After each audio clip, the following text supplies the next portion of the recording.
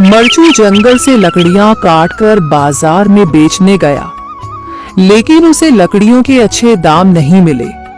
इस पर मरचू ने कहा, अरे भैया, इतने कम पैसे?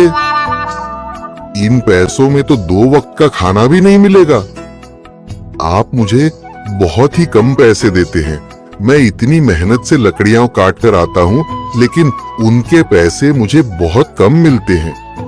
भैया, तुम्हारी लकड़ियां होती ही इतनी कमजोर हैं कि मैं इससे ज्यादा पैसे नहीं दे सकता।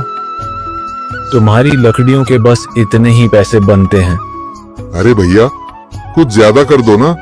वो क्या है ना कि इन पैसों का तो कुछ भी नहीं आता। मैं अपनी जिंदगी कैसे गुजारूंगा? भैया, तुम जाकर अच्छी लकड़ियां लाओ, तभी इन लकड़ियों का अच्छा दाम मिल पाएगा, वरना इन लकड़ियों का तो यही दाम है। ये सुनकर मरचू बहुत ज्यादा परेशान हो गया और पैसे लेकर किराने की दुकान से सामान खरीदकर घर आ गया। घर पहुंचते ही मरचू की पत्नी सीता ने कहा, अरे जी, सामान ले आए आप? हाँ जी, सामान ले आया हूँ। सीता के चेहरे पर खुशी छा जाती है, लेकिन जब उसने सामान देखा, जी, इसमें तो बहुत थोड़ा सामान है। हाँ सीता, मुझे पता है कि यह सामान बहुत थोड़ा है, लेकिन मैं क्या करूं? मेरे पास जितने पैसे थे, मैं उतने का ही सामान लेकर आ गया हूँ। इस तरह हमारा गुजारा कैसे हो पाएगा जी? आपको तो पता ही है कि हम कितनी मुश्किलों से गुजारा करते हैं। हाँ हाँ, मुझे पता है, लेकिन मैं कर भी क्या सकता हूँ? मेरे पास इतने पैसे ही नहीं कि हम एक अच्छी जिंदगी गुजार सकें। इतनी मेहनत कर रहा हूँ, लेकिन फिर भी मेहनत का फल नहीं मिल रहा। इतनी मेहनत से अच्छी लकड़ी काट कर आता हूँ, लेकिन मुनासिब दाम नहीं मिलता। मैं तो बहुत परेशान हूँ। क्या करूं? कहाँ जाऊं?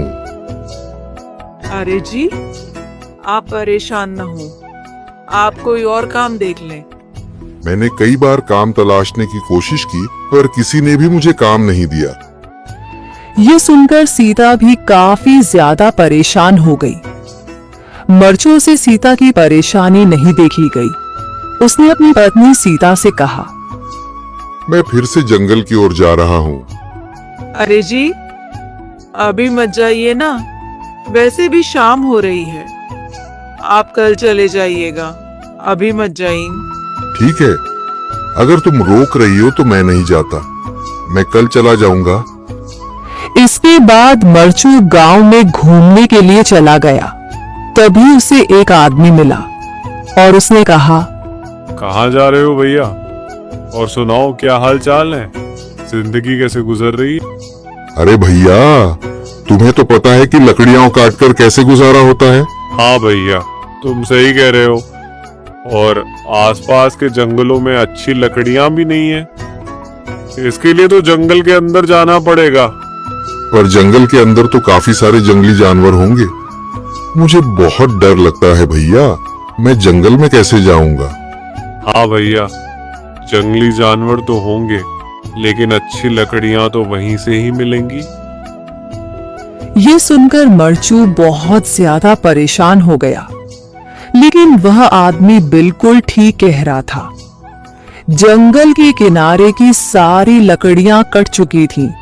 अब सिर्फ जंगल के अंदर ही अच्छी लकड़ियां बची थीं। अगली सुबह मरचू लकड़ियां काटने जंगल की ओर चल पड़ा। जंगल में आने के बाद मरचू ने कहा, अरे, यहाँ पर तो लकड़ियां ही नहीं हैं। वो आदमी सही कह रहा था। लकड़ियों के लिए तो जंगल के अंदर ही जाना पड़ेगा। और जंगल के अंदर जाना क्या सही रहेगा? मुझे तो बहुत डर लग रहा है, क्योंकि वहां पर तो काफी सारे जंगली जानवर होंगे जो खतरनाक होंगे।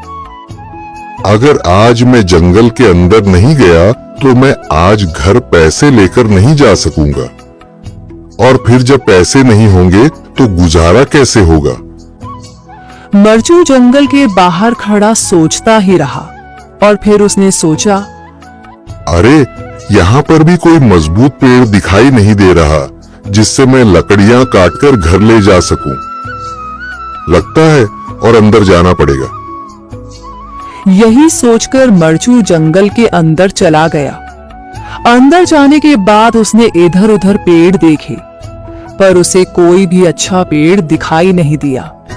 यह सोचकर मरचू जंगल के और अंदर चला आया।